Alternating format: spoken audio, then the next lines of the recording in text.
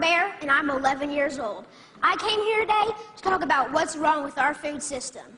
First of all, I would like to say that I'm really amazed at how easily kids are led to believe all the marketing and advertising on TV, at public schools, and pretty much everywhere else you look. It seems to me like corporations are always trying to get kids, like me, to get their parents to buy stuff that really isn't good for us or the planet. Little kids especially are attracted by colorful packaging and plastic toys. I must admit, I used to be one of them. I also used to think that all of our food came from these happy little farms where pigs rolled in mud and cows grazed on grass all day. What I discovered was this is not true.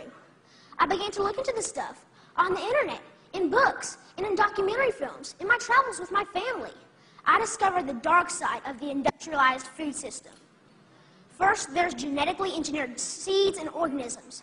That is when a seed is manipulated in a laboratory to do something not intended by nature, like taking the DNA of a fish and putting it into the DNA of a tomato. Yuck. Don't get me wrong. I like fish and tomatoes, but this is just creepy. The seeds are then planted, then grown. The food they produce have been proven to cause cancer and other problems in lab animals. And people have been eating food produced this way since the 1990s, and most folks don't even know they exist.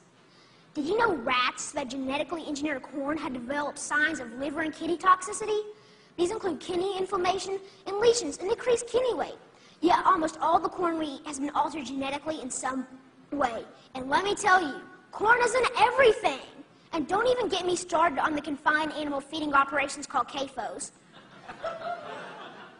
Conventional farmers use chemical fertilizers made from fossil fuels that they mix with the dirt to make plants grow. They do this because they've stripped the soil from all nutrients from growing the same crop over and over again. Next, more harmful chemicals are sprayed on fruits and vegetables, like pesticides and herbicides, to kill weeds and bugs. When it rains, these chemicals seep into the ground or run off into our waterways, poisoning our water too. Then they irradiate our food, trying to make it last longer, so it can travel thousands of miles from where it's grown to the supermarkets. So I asked myself, how can I change? How can I change these things? This is what I found out. I discovered that there's a movement for a better way. Now, a while back, I wanted to be an NFL football player. I decided that I'd rather be an organic farmer instead. That way...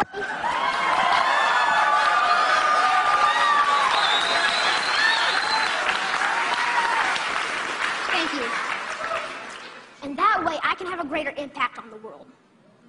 I learned from this guy named Joel Salatin.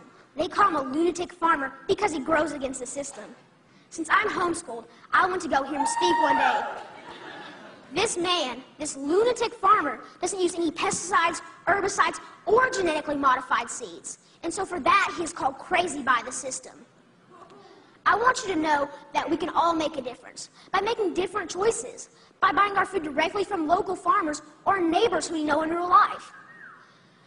Some people say organic or local food is more expensive, but is it really? With all these things I've been learning about the food system, it seems to me that we can either pay the farmer or we can pay the hospital. I